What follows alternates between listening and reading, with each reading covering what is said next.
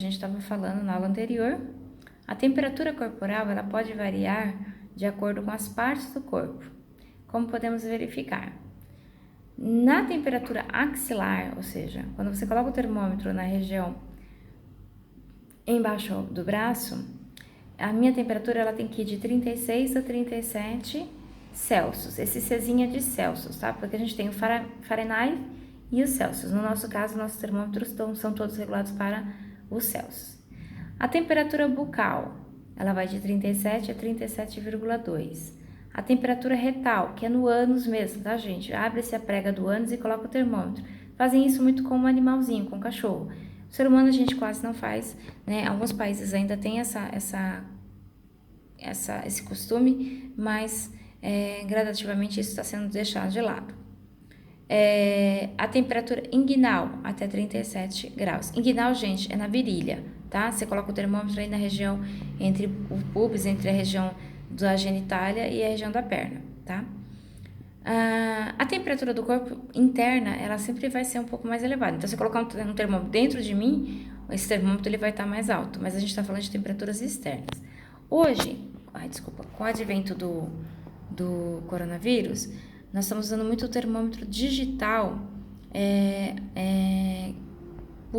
que não há necessidade de encostar no corpo, né? A gente tem o termômetro que a gente verifica no ouvido, né, na orelha. A gente vai ter o termômetro que a gente verifica na testa, e em alguns lugares já estão verificando no pulso. Eu vou dizer assim, eu até tentei dar uma analisada para ver se estava tendo alguma mudança. Os fabricantes, eles dizem que a temperatura corporal deve ser medida na região da testa ou na região da aurícula auditiva, no ouvido, né? Então, assim, esse do braço, eu não sei o que está acontecendo, se vai haver mudanças. Então, eu só vou te explicar o que a gente tem ainda, né, em estrutura, tá? Quando a gente fala, né, a temperatura bucal, por que a gente não põe termômetro mais na boca? Primeiro, que o nosso termômetro ele vai de várias em várias pessoas, principalmente no hospital. E em casa, acabei de tomar café com leite, vai ter uma alteração da temperatura. Acabei de tomar um sorvete, vai ter alteração de temperatura. Então, não é a mais indicada, tá bom? E principalmente com criança. A gente tem, na regulação, a nossa temperatura, ela vai de 36 a 37,5, temperatura normal. A partir de 37,5 até 37,8, subfebril. Acima de 37,8, febre, tá? E isso é importante, porque muitas pessoas, eu tô com febre, tá com 37,3, não é febre. Num país tropical como o nosso, a nossa temperatura ela pode variar conforme a exposição ao clima, tá? Então, e o máximo que um organismo suporta é de 41 a 42 graus. Acima disso, o organismo perde totalmente o controle termorregulador, e aí é onde acontecem as convulsões. Lembra, a criança não pode deixar subir muita temperatura, senão ela convulsiona. Adulto também, né? Então, um aumento de temperatura, um desregular de temperatura, pode levar um indivíduo à convulsão e até à morte. E aí, né, a gente está falando que a febre, o que a febre pode causar? Se você for verificar o pulso, ou seja, a frequência cardíaca desse indivíduo, ela vai aumentar. O coração vai ter que bater mais rápido porque o sangue está fluindo mais rápido nas veias. Ele vai ter uma descompensação respiratória, né? Ele vai ter que forçar mais a respiração. Geralmente, quando você tem febre, é sinal de infecção. E se é sinal de infecção, você não vai conseguir se alimentar mesmo, né? Pode dar ou não dor de cabeça, porque a gente tem um aumento do fluxo sanguíneo, então isso pode acontecer. E sensação de... Tem alguns pacientes que reclamam muito de ardor nos olhos, né? Porque está tão quente, que ele começa a sentir essa dificuldade até para enxergar. Sensação de dor no corpo, né? O corpo está todo quebrado, mas isso é porque a febre está lá. A febre nada mais é, gente, de que o corpo dizendo, tem alguma coisa errada, resolva, tá? Aí aquilo que a gente falou no comecinho, né? Exercícios, o que pode alterar, interferir na temperatura? Exercícios, fumo, manhã a temperatura é mais alta, alimentos ingeridos, sono e repouso, o clima. Se eu estou num clima tropical, eu vou ter um aumento de temperatura. Se eu estou num lugar onde está frio demais, eu vou ter uma diminuição de temperatura. Quando eu estou mais nervoso, ansioso, irritado, a minha temperatura aumenta. Quanto mais calmo, mais normalizada a minha temperatura. Estou muito agasalhado, a temperatura tende a aumentar. A bebida alcoólica, ela faz vasodilatação. O que significa isso? As veias e as artérias são vasinhos que estão dentro do nosso corpo que carregam o sangue. Eles vão dilatando, eles vão se abrindo, né? E aí o fluxo sanguíneo aumenta. O fluxo sanguíneo aumentando, a temperatura também aumenta. Menstruação e ovulação, né? A parte hormonal também altera a temperatura. Aí, como é que a gente vai verificar uma temperatura? A gente precisa de um termômetro, a gente precisa de algodão ou uma gaze, álcool a 70%.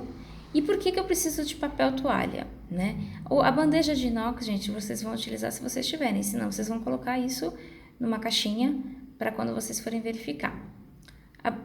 O papel toalha, porque quando eu vou fazer a verificação por termômetro digital na axila, ou seja, embaixo do braço, eu tenho que me certificar que ele está seco, porque se ele estiver úmido, ele vai ter uma alteração no resultado, tá? Sempre, sempre, sempre, antes de pôr a mão no meu paciente, no caso do indivíduo que eu estou cuidando, eu vou lavar minhas mãos. E após, eu vou lavar minhas mãos.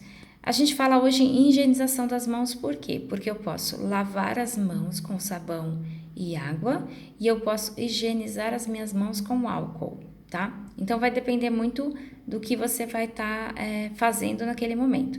Então, se você vai ter que fazer um procedimento onde você vai usar uma luva, vai ficar com excesso de talco na mão, ou tem presença de sujidade, dê preferência por lavar as mãos. Se você vai verificar apenas a temperatura e a sua mão está limpa, pode fazer a higienização com álcool a 70. Aliás, álcool a 70 é uma coisa que a gente está usando muito ultimamente, né? Reunir o que você precisa de material. Mesmo que o termômetro esteja limpo, ou seja, tá limpinho, tá guardado na caixa, faça a higienização. Você não sabe se de repente alguém da família utilizou para outros fins, né, para outra pessoa. Então é melhor sempre desinfectar o termômetro. O que é esse bulbo que está aqui na tela? É a pontinha que fica embaixo do braço, tá? Aquela partinha prateadinha. Então você vai limpar, né, o termômetro do bulbo para a haste, porque é essa região que tem que estar mais limpa, que é a região que vai entrar em contato com o paciente. Se tiver suor, a gente vai secar o suor ou pedir para o paciente. Eu sempre peço para o paciente secar, para poder dar um pouco mais de independência para ele. E aí a gente tem que posicionar o termômetro, a parte prateadinha no meio da axila, né? Embaixo do braço mesmo, embaixo do sovaco mesmo. E pedir para ele fechar o braço para poder fazer uma contração dentro do termômetro. De preferência, pede para ele abraçar o próprio corpo, porque o termômetro vai ficar bem rente ao tórax, né? Para poder para poder verificar realmente a temperatura de forma fidedigna. E aí a gente vai manter esse termômetro lá até soar o alarme. Ele vai ter um alarme. Vocês vão perceber, por exemplo, tem termômetro que quando tá com febre, ele muda o tom dele de alarme, né? Eu sempre brinco, fica como se fosse uma musiquinha de Natal. Então, assim, ele tem alarmes diferentes conforme a temperatura. A temperatura normal é um alarme, a temperatura febril é outra.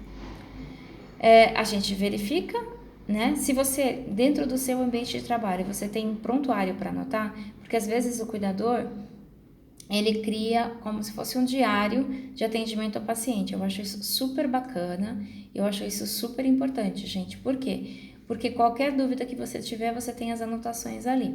Então, assim, é uma dica da professora. Montar um caderno diário para quando você for atender o paciente, escrever o que você realiza com ele, o que você faz com ele, como é que você o recebeu, como é que ele estava quando você iniciou o plantão e como é que você o deixou e com quem você deixou. Isso é super importante. Às vezes a gente deixa com um familiar, às vezes a gente deixa com outro cuidador, mas é importante estar lá bem ciente que você passou as informações e foi para aquela pessoa que você deixou os cuidados do paciente. Limpar de novo o termômetro, lavar, nesse caso, a gente vai lavar as mãos, porque não vai ter praticamente nenhum material, porque a gente não vai usar a bandeja, e É isso, higienizar as mãos e aguardar as coisas nos seus respectivos lugares. Gente, não se esquecer que a casa do paciente não é porque ele está doente que ele precisa, ou ele está precisando de ser cuidado, que precisa aparentar um hospital. Então, a gente precisa deixar o máximo possível das coisas organizadas. Frequência cardíaca. Como é que a gente verifica o coração? Os batimentos cardíacos, né? O coração, ele contrai e relaxa. E aí a gente vai ter que verificar isso, por quê? Deixa eu só voltando um pouquinho, gente. Hipotermia, ou seja, a temperatura abaixo do normal, ela também tem que ser observada. Por quê? Por exemplo, o idoso, geralmente ele não faz febre, ele faz hipotermia quando ele faz foco de infecção. Então, assim, se está abaixo de 36 e não é a frequência, não é o comum deste paciente, porque tem paciente que tem uma temperatura um pouco mais baixa mesmo.